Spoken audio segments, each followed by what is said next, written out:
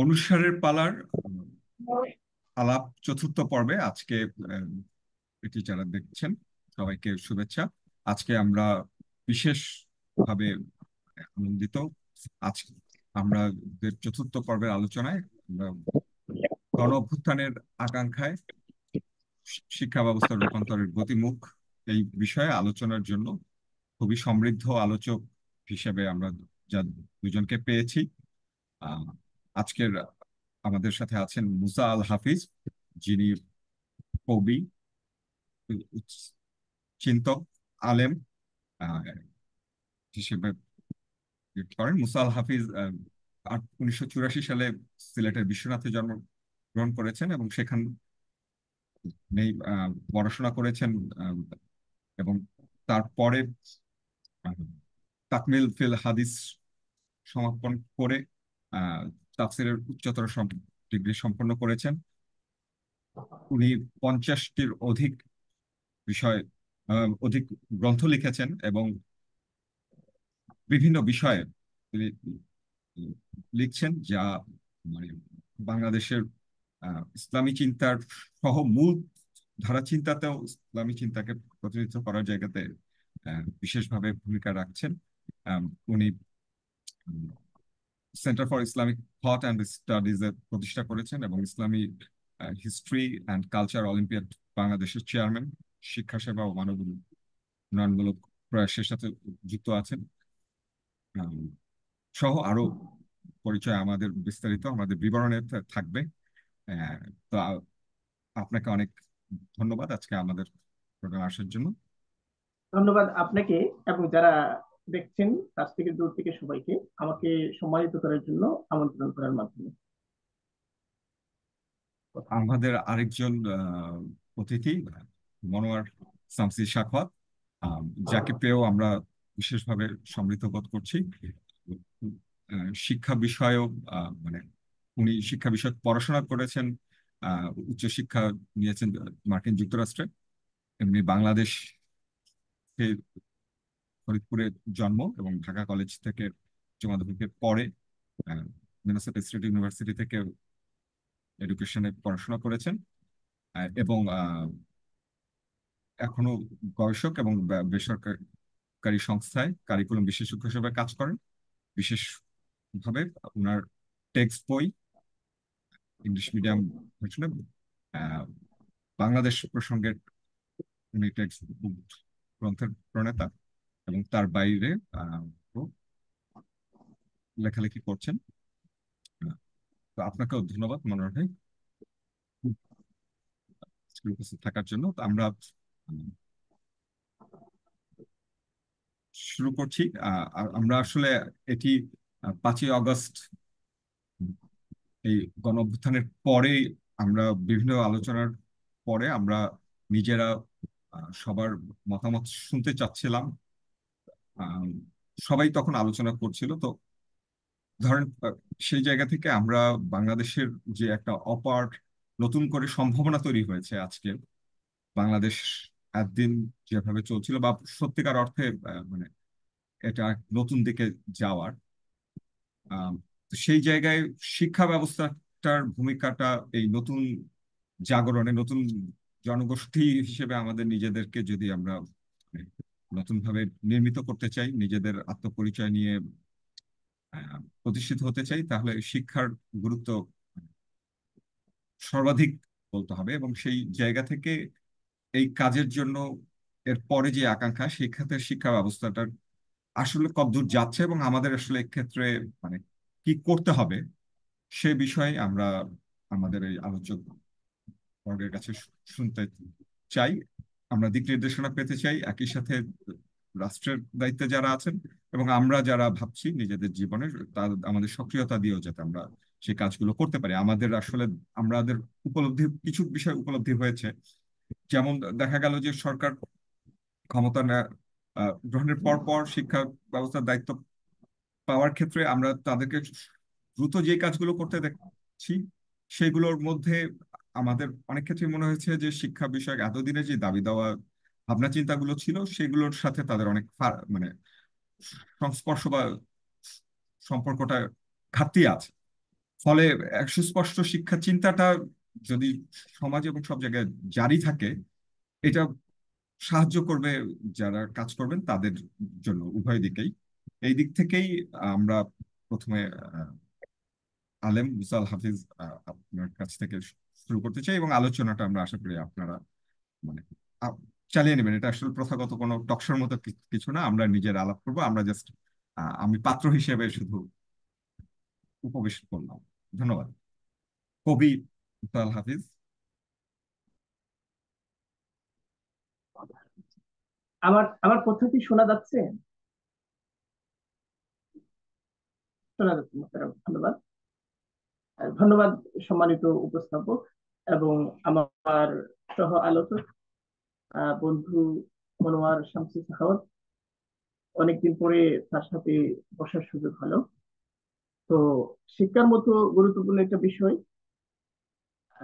সেটা নিয়ে আমরা এমন একটা প্রেক্ষাপটে কথা বলছি, এমন একটা সময়ে যখন বাংলাদেশ একটা ভাঙা গড়ার মধ্য দিয়ে যাচ্ছে।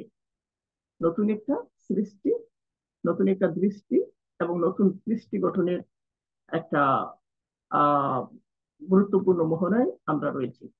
এখানে আমাদের শিক্ষার সাথে সম্পর্কিত যে সমস্যাগুলো, সমস্যার প্রধান জায়গাগুলো, সেগুলো যদি আমরা চিহ্নিত করি এবং যেখানে আমাদেরকে বড় অর্থে কাজ করতে হবে, সেই জায়গাগুলোকে যদি আমরা নির্দিষ্ট করতে চাই, তাহলে একটা বিষয় হলো যেটা আহ শিক্ষা দর্শন, শিক্ষা দর্শনের জায়গাটা।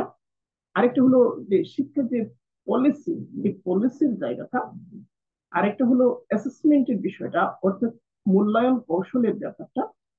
এরপরে আরেকটা বিষয় হলো পেডাগজি, অর্থাৎ টিচিং মেথোডোলজিটা কেমন হবে, এই বিষয়টা। এরপরে আরেকটা বিষয় আমরা বলতে পারি ম্যানেজমেন্টের বিষয়টা, ব্যবস্থাপনার বিষয়টা। এরপরে আমরা যেটা আলোচনায় আনতে পারি বা যে বিষয়টা আমাদের সমস্যা আছে এবং সংস্কার দরকার, পরবর্তী সংশোধন দরকার, সেটা হচ্ছে কারিকুলাম বা পাঠ্যক্রম। তারপরে রিসার্চ অ্যান্ড পাবলিকেশনস এর বিষয়টা সহ আর অনেকগুলো বিষয় আসবে। তো এখানে যে এই যে প্রধান দিকগুলো দেখা গেল, সবগুলো দিকই ইউরোসেন্ট্রিক, সবগুলো দিক।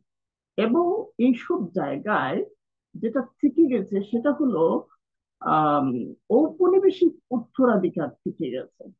এখন আমরা যে বাংলাদেশে অবস্থান করছি, সেখানে শিক্ষার্থীদের সংখ্যা প্রায় 3,70,00,000-এর চেয়ে বেশি।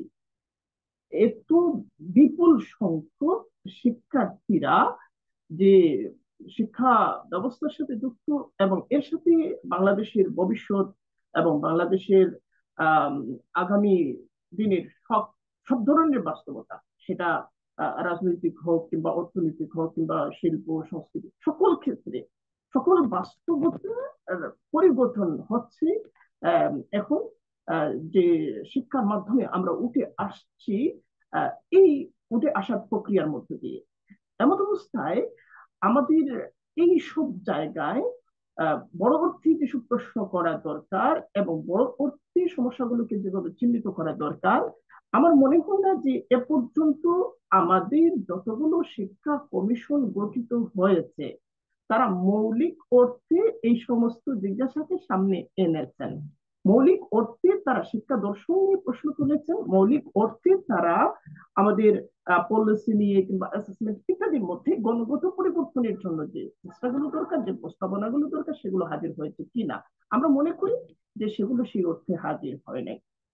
আমরা যদি ইউরোসেন্ট্রিক যে সিস্টেম, যে শিক্ষা দৃষ্টি, শিক্ষা দর্শনটা দুনিয়া জুড়ে প্রচলিত কিংবা ঔপনিবেশিক উত্তরাধিকার হিসেবে রয়ে গেছে, তার মানে প্রবণতাগুলোর দিকে একটু দৃষ্টিপাত করি, তাহলে আমরা দেখব যে আম, সেখানে মূলত গ্রিক দর্শন এবং রোমান উত্তরাধিকার এগুলোকে বহন করে আম, ইউরোপে যে মধ্যযুগে যে শিক্ষা ব্যবস্থা ছিল, সেটা প্রধানত আম, গির্জা গির্জা শাসিত ছিল। এবং সেটা প্রাচীন দর্শন কিংবা প্রাচীন যে সমস্ত আহ, অর্জন রয়েছে, জ্ঞান চর্চার যে সমস্ত অর্জন রয়েছে সেগুলোকে উপেক্ষা করার মধ্য দিয়ে, চার্চের পৃষ্ঠপোষকতার মধ্য দিয়েই কেবলমাত্র সেটা অগ্রসর হচ্ছিল, চলমান ছিল, জারি ছিল। এবং প্রধানত সেটা ছিল ধর্ম শাসিত, ধর্ম নিয়ন্ত্রিত, চার্চ নিয়ন্ত্রিত, এবং শিক্ষা দর্শনের দর্শনটা ছিল ধর্ম।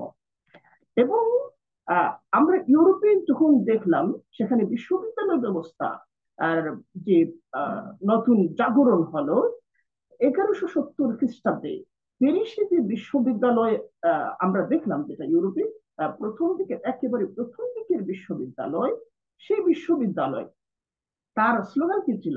তার স্লোগান ছিল, সোসাইটিকে সে সার্ভ করবে কার থ্রুতে? চার্চের থ্রুতে। অর্থাৎ সে গির্জার মাধ্যমে সমাজের সেবা করবে, গির্জার মাধ্যমে সমাজের সেবা। তারপরে দেখা গেল 1634 খ্রিস্টাব্দে আমেরিকার যে হার্ভার্ড বিশ্ববিদ্যালয়, সে যে শিক্ষার যে বুনিয়াদ তৈরি করলো, পাঠ্যক্রমের যে ভিত্তি তৈরি করলো, অষ্টাদশ শতক পর্যন্ত সে পাঠ্যক্রমের ভিত্তি ছিল থিওলজি, খ্রিস্টীয় থিওলজিটা ছিল পাঠ্যক্রমের ভিত্তি। কিন্তু তারপরে যেটা ঘটলো, চার্চ এবং স্টেট এর মধ্যে একটা ক্লাশ তৈরি হলো, এবং এটা বড় আকার নিল। সেখানে দেখা গেল যে স্টেটের বিজয় হলো, এবং গির্জার যে ধর্মীয় ক্রিয়াকলাপ সেগুলোকে আম, জীবনের বৃহত্তর অঙ্গন থেকে পৃথক করে সেগুলোকে গির্জার মধ্যে সীমাবদ্ধ করে হলো, সীমিত করা হলো।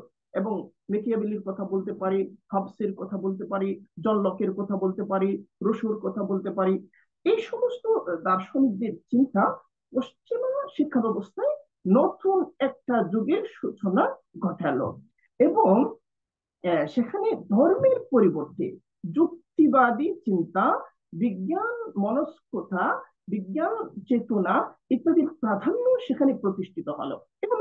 এগুলো তো প্রাথমিকভাবেই আমাদের সবার জানা বিষয়, আমাদের অবগত বিষয়।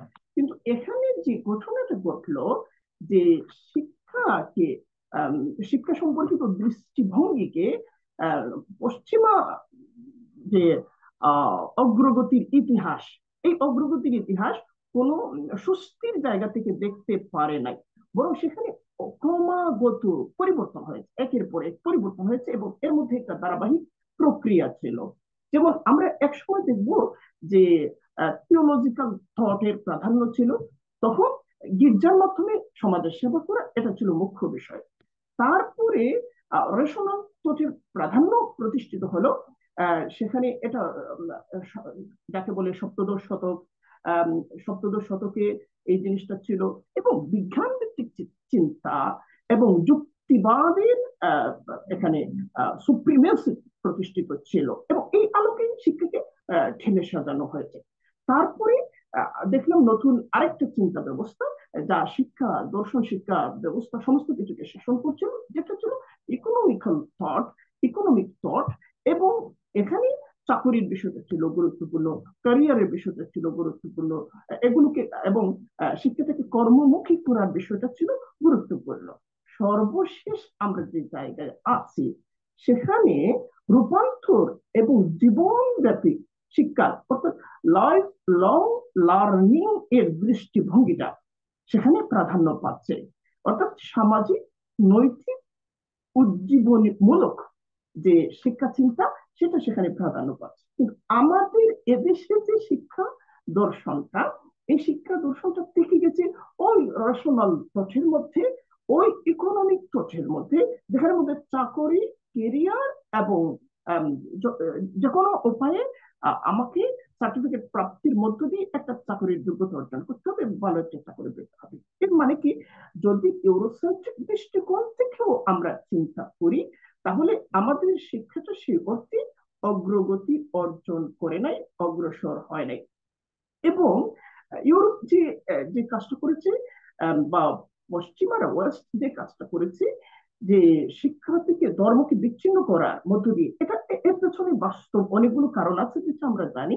এবং এটা খ্রিস্ট ধর্মের নানা সংকট, সীমাবদ্ধতা এবং গির্জার স্বেচ্ছাচারিতা, এগুলোর ব্যাপার ছিল।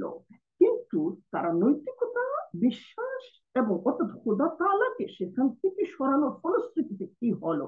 হার্ভার্ডের একজন স্কলার হেনরি লুইস তিনি বলছেন যে এর মধ্য দিয়ে আমরা একটা দুজক তৈরি করেছি, আমরা জীবনকে একটা জাহান্নামের আবর্তে ফেলে দিয়েছি এবং জাহান্নামের পথে আমাদের অগ্রগতি অর্থাৎ আমাদের এগিয়ে যাওয়াটাকে অবধারিত করছে আমাদের শিক্ষা ব্যবস্থা, আমাদের বিশ্ববিদ্যালয়গুলো, আমাদের বিদ্যালয় প্রতিষ্ঠানগুলো। তো এই যে সংকট, সেখানে আমরা যখন বলছি যে একটা রূপান্তর, আমরা যখন বলছি একটা মানে শিক্ষা দর্শনের মধ্যে একটা রূপান্তর, পলিসির মধ্যে রূপান্তর, প্রত্যেকটা ক্ষেত্রে একটা রূপান্তরের কথা যখন বলছি, তখন আমাদের আম, আ- মানে এই যে সমন্বয়মূলক প্রক্রিয়াটা, এই প্রক্রিয়াটা কিভাবে অগ্রসর হবে, আমরা ইসলামী অভিজ্ঞতা থেকে কি নিতে পারি, বা ইসলামী অভিজ্ঞতা আমাদেরকে কিভাবে এই সময়ে 2024-এর এই প্রেক্ষাপটে কিভাবে আমাদেরকে পথে দিশা দিতে পারে। আমরা যদি ইসলামিক দৃষ্টিকোণ থেকে শিক্ষাটাকে দেখতে চাই, তাহলে ইসলামিক দৃষ্টিতে শিক্ষা হলো এমন একটা প্রক্রিয়া যেটা ব্যক্তি সত্তা এবং চরিত্রকে পরিশুদ্ধতার মাধ্যমে, ব্যক্তিসত্তা এবং চরিত্রকে পরিশুদ্ধতার মাধ্যমে আল্লাহর দাসত্ব এবং পৃথিবীতে আল্লাহর খলিফা হিসেবে আম, গুণাবলী অর্জনের যোগ্যতা সরবরাহ করে, অর্থাৎ ইবাদুল্লাহ হিসেবে আল্লাহর দাসত্ব সে করবে এবং খলিফাতুল্লাহ হিসেবে অর্থাৎ পৃথিবীতে সে আল্লাহর প্রতিনিধি।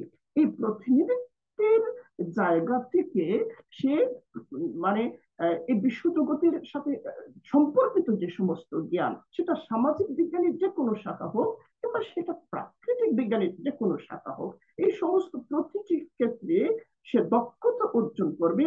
ওই দক্ষতা যা দিয়ে সে বিশ্ব ব্যবস্থায় সে একজন খলিফা হিসেবে, আল্লাহর খলিফা হিসেবে দক্ষতা এবং পরিচালনা এবং নেতৃত্ব গুণকে প্রতিফলিত করতে পারে, প্রতিফলন ঘটাতে পারে। এর মানে এখানে মধ্যে একটা সমন্বয় ধর্মী একটা অবস্থান, দৃষ্টিভঙ্গি এবং দর্শন এখানে কাজ করছে। একজন আমাদের একজন চিন্তাবিদ আছেন, আহ, শিক্ষা বিষয়ক গবেষক নকিব আল আব্বাস, তিনি দেখাচ্ছেন যে সেকুলার শিক্ষা ব্যবস্থা কি করে, যে যে কোনো মূল্যে একজন ভালো নাগরিক তৈরি করতে হবে, ভালো নাগরিক তৈরি করতে হবে, এটা হলো তার প্রধান আকাঙ্ক্ষা এবং এটা হলো তার প্রধান অন্বেষা, প্রধান প্রতিশ্রুতি। কিন্তু ইসলামী শিক্ষা কি চায়?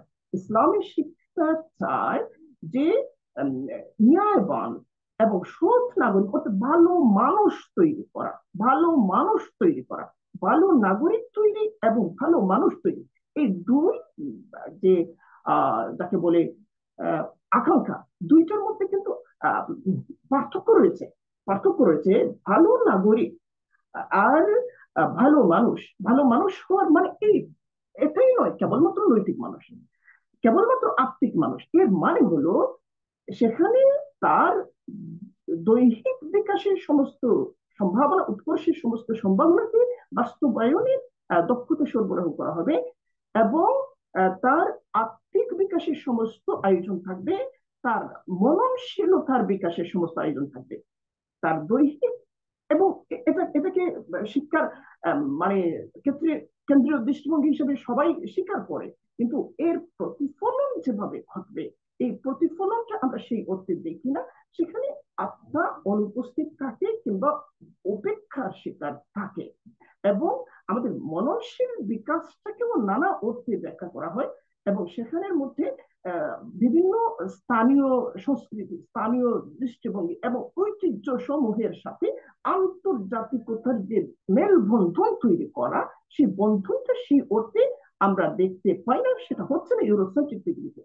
এবং এখানে যে ইসলামী যে শিক্ষার যে দর্শনটা আমাদেরকে পথ দেখাতে পারে, সেখানের মধ্যে কি করা হয়েছে, ফিজিক্স এবং মেটাফিজিক্স উভয়টার মধ্যে সমন্বয় ঘটানো হয়। উভয়টার সমন্বয়ের মধ্য দিয়ে ইসলামী শিক্ষা বিকশিত হবে এবং সেখানে ঐশ্বরিক এবং মানবতাবাদ, অর্থাৎ মানবতার জ্ঞান এবং ঐশ্বরিক জ্ঞান উভয়টার একটা যৌথতা, যৌথতা এখানে যে অর্থে ভারসাম্যপূর্ণ প্রক্রিয়ার মধ্য দিয়ে এগোবে, সেই অর্থে ইসলামী শিক্ষা দর্শন অগ্রসর হবে এবং সামনের দিকে সে এগোবে। অর্থাৎ এখানে আমরা যে বিষয়গুলো পাচ্ছি, একটা হলো অন্তোলজিক্যাল দৃষ্টিভঙ্গি। সেখানের মধ্যে কি করা হচ্ছে, অর্থাৎ মানুষকে স্বতন্ত্র সত্তা হিসেবে স্বতন্ত্র সত্তা হিসেবে দেখা হচ্ছে, যে সর্বশক্তিমান আল্লাহ তাআলার পক্ষ থেকে প্রতিনিধিত্বের দায়িত্ব নিয়ে পৃথিবীতে এসেছে।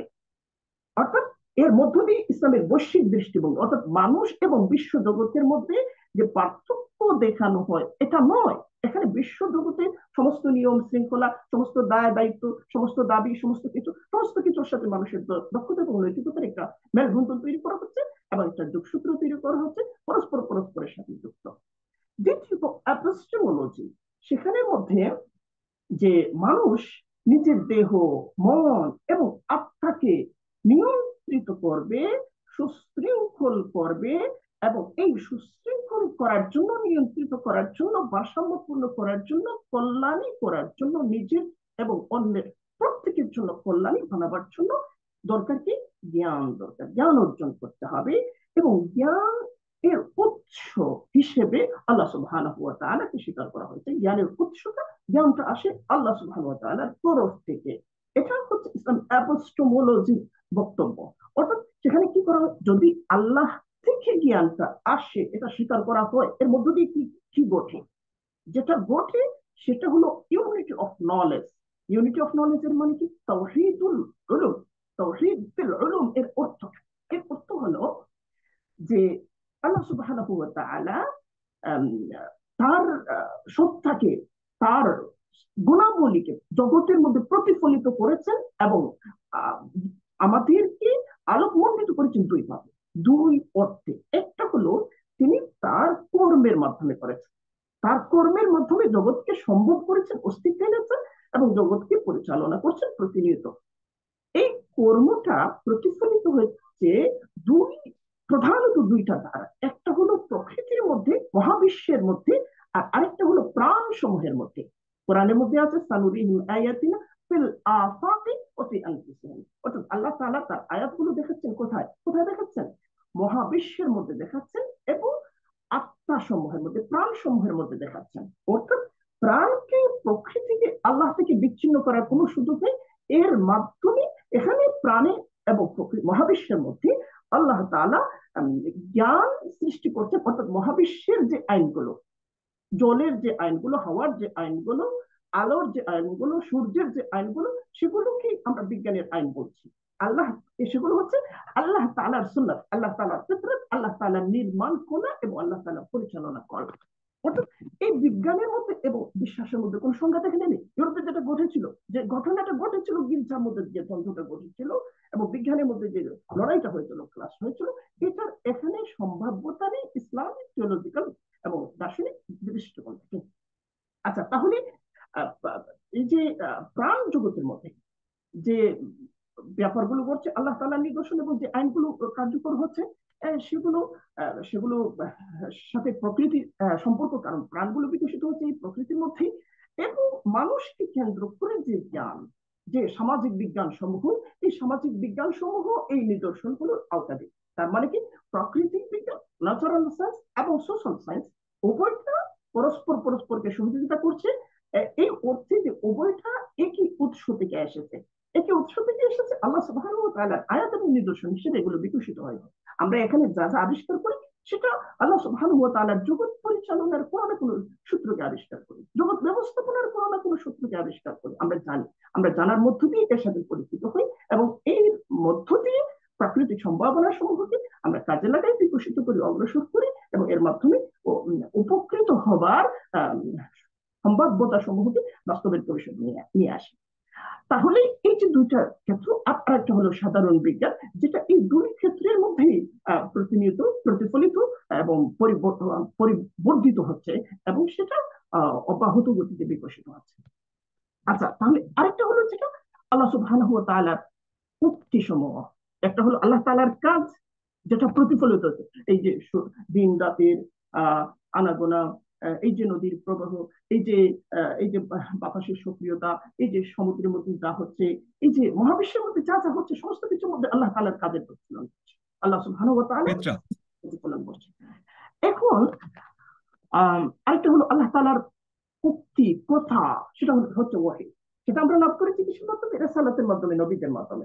আল্লাহ তাআলার একটি কথা, ওয়াহিটাকে আমরা কোথায় পাই? আমরা কোরআনের মধ্যে পাই, আমরা ওয়াহি আমরা আমরা অবতীর্ণ গ্রন্থের মধ্যে পাই। তাহলে কি হচ্ছে, ধর্মীয় যে জ্ঞানটা, শরীয়তের যে জ্ঞানটা, অর্থাৎ থিওলজির যে জ্ঞানটা, এর সাথে আহ, আমার ন্যাচারাল সায়েন্সের কোনো দ্বন্দ্ব নেই, আমার সোশ্যাল সায়েন্সের কোনো দ্বন্দ্ব নেই। এইটা হচ্ছে ওয়াহদাতুল উলুম, এটা হচ্ছে ইউনিটি অফ নলেজ। ইসলাম যে এপিস্টেমোলজি আমাদেরকে সরবরাহ করে, সে একটা ইউনিটি অফ নলেজ নিয়ে হাজির হয়। বর্তমান দুনিয়ার সেকুলার শিক্ষা ব্যবস্থা, শিক্ষা দর্শন এই ইউনিটি অফ নলেজের জায়গা থেকে বঞ্চিত। এই বঞ্চনার ফলে তাকে আম, এক চক্ষু জীবন সম্পর্কিত এক চক্ষু দৃষ্টিভঙ্গি নিয়ে কথা বলতে হয়। জীবনকে সে একচক্ষু দৃষ্টিভঙ্গি নিয়ে দিয়ে সাজাবার প্রস্তাব করে। জীবনকে এবং জগৎকে সে অধ্যয়ন করে একটা মাত্র চোখ দিয়ে, এবং এর ফলে যে অপূর্ণতা, এর ফলে যে বিকলাঙ্গতা, এর ফলে যে অসম্পূর্ণতা, তা আমাদের আমাদের জীবনের প্রত্যেকটা দ্বারা, প্রত্যেকটা ক্ষেত্রে প্রতিফলিত হয়, কাজের মধ্যে প্রতিফলিত হয়। এবং এর ফলে আমাদের সবচেয়ে বেশি যে জিনিসটা আমরা হারাই, সেটা হলো আমাদের সবচেয়ে প্রত্যাশিত, কাঙ্ক্ষিত সুখ, শান্তি, প্রশান্তি এবং নিশ্চয়তা। তো আমি যেটা বলছিলাম, যে একটা হলো যেটা অন্তোলজি, তারপরে আরেকটা হলো অ্যাপিস্টোমোলজির মধ্যে যেটা ঘটবে, আরেকটা হলো থিওলজির মধ্যে ঘটবে। থিওলজির মধ্যে যেটা ঘটবে, যে আল্লাহ সুবহানাহু ওয়া তাআলা মানুষকে তার বান্দা বানিয়েছেন এবং প্রতিনিধি হিসেবে সৃষ্টি করেছেন। এর প্রতিপাদ্য কি? এর মূল দাবি কি? এর মূল দাবি হলো, সে এখানে নিছক জীবনযাপন করার জন্য আসে নাই, সেখানে দায়িত্ব নিয়ে এসে, এখানে তাকে দায়িত্ব পালন করতে হবে। এবং সেটা কখনো ধ্বংসের নয়, বিকাশের, সৃষ্টি, নির্মাণের, এবং পৃথিবীর সমস্ত স্বাভাবিকতার অনুকূলে। এই শায়েখ আনুকূল্যকে। শায়েখ জি। আপনার আলোচনা খুব সুন্দর হচ্ছে। আপনি ইতিহাস এবং আহ, শিক্ষা দর্শনের একটা বিস্তৃত প্রেক্ষাপট আমাদের জন্য উপস্থাপন করছেন, এবং এটা খুবই উপকারী হচ্ছে। আহ, আমরা আবার এই জায়গায় ফেরত যাব। আমি একটু আহ, আলোচনাটাকে একটু দার্শনিক তাত্ত্বিক জায়গা থেকে আমরা একটু বাস্তবতার যে এখন যে সমস্যাগুলো আমাদের হচ্ছে, হুম। এবং আমাদেরকে এই গণ অভ্যুত্থানের যে সুযোগ বা যে একটা সম্ভাবনা জাগিয়েছে, সেই জায়গায় আমাদের যে বাস্তব কাজগুলো করতে হবে, আমরা যদি ওই লেভেলে এসে একটু কথা এখন যোগ করতে চাই, কারণ আমাদের হাতে বেশি সময় বোধহয় নেই। আমাকে যদি সঞ্চালক অনুমতি দেন, তাহলে আমি শায়েখের আলোচনাটাকে ওই দিকে নিয়ে যাওয়ার জন্য তার সঙ্গে একটা ডায়ালগের মতো করতে চাচ্ছি। এটা কি আপনি আমাকে অবশ্যই অনুমোদন দেবেন? অবশ্যই অবশ্যই আচ্ছা। শামসু ভাই, এবং আমি অনেক শায়েখের ধন্যবাদ। কাছেও অনুমতি নিয়ে নিচ্ছি। আমরা একটু যদি ডায়ালগের মধ্যে করে প্রশ্ন উত্তর আকারে যদি আমরা কনক্রিট রিয়েল সিচুয়েশন ফেস করার জন্য আমাদের এখন কি কি করতে হবে বা করণীয়, সেগুলোর যদি আপনি একটা দিক নির্দেশনা দেন। এবং আমাদের এখানে কন্ডিশনটা হচ্ছে এইখানে এই, আমি আপনার আপনি যে শিক্ষা, ইতিহাস এবং দর্শন যেটা বলেছেন, ওইটাকে আমি আরেকটু, আমি অত পেছনে না গিয়ে আমি কলোনিয়াল পিরিয়ড থেকে সামান্য একটু বলে তারপরে আপনাকে আমি ওই আহ, বিচ্ছিন্নতাটা কিভাবে আমরা কাটাতে পারি সেই দিকটায় আমরা যাব। তো সেখানে আমি তো যেটা বলবো সেটা হচ্ছে যে আমাদের এখানে দক্ষিণ এশিয়ায় বা ভারত উপমহাদেশে যখন কলোনির শাসনটা হলো, অর্থাৎ ব্রিটিশরা যখন এখানে এলো, তখন আমরা কি দেখলাম? আমরা দেখলাম যে আমাদের যে শিক্ষাটা ছিল, মাদ্রাসায় যে শিক্ষা ছিল বা টোল চতুষ্পাঠীতে যে শিক্ষাগুলো ছিল, ট্রাডিশনাল যে শিক্ষার সেইগুলোর মধ্যে কিন্তু উলুম আল আকলিয়া এবং উলুম আল নাকলিয়া দুটোই কিন্তু ছিল, একসঙ্গেই ছিল। আমরা জানি যে দার্সে নিজামি বলে একটা শিক্ষা ব্যবস্থার কথা আমরা জানি, যেটা আমরা লখনৌতে আহ, ফিরিঙ্গি মহল বলে একটা প্রতিষ্ঠান ছিল। এটা মোগলদের সময় শেষের দিকে, মোগলদের শাসনের শেষের দিকে ইরান থেকে কিছু দার্শনিক এবং চিন্তাবিদের বিভিন্ন চিন্তার সঙ্গে ভারতীয় মুসলমানদের যে যোগাযোগ ঘটেছিল, সেই যোগাযোগের ভিত্তিতে তারা কিন্তু এখানে দর্শন, আহ, আহ, তারপরে আপনার ধর্মতত্ত্ব, যুক্তি, এগুলোর সঙ্গে সঙ্গে এক ধরনের বিজ্ঞানের চর্চা, এটাও হতো। আর সেই সঙ্গে কোরআন হাদিস ইত্যাদি ফিকাহ এগুলো তো ছিলই। এবং এগুলো কিন্তু সব একসঙ্গে একটা আহ, একটা মৌলিক ঐক্যের মধ্যে এটা ছিল। কিন্তু কলোনি শাসন আসার পরে যেটা হয়েছে সেটা হচ্ছে যে আপনি যেটা বলেছেন যে ইউরোপে যেহেতু ওখানে সেকুলারিজম এসেছে, ওখানে চার্চের বিরুদ্ধে তারা লড়াই করেছে, ওখানে জাতি রাষ্ট্র তৈরি হয়েছে, এবং সেই চিন্তাগুলোকে তারা কলোনির মাধ্যমে যখন আমাদের এইখানে নিয়ে এসেছে, তারপরে আমি আর অত দীর্ঘ আলোচনায় যাব না। তার ফলাফল যেটা হয়েছে সেটা হচ্ছে যে শিক্ষা এবং জ্ঞান দুটো আহ, প্রায় ওয়াটার টাইট ধারার মধ্যে বিভক্ত হয়ে গেছে।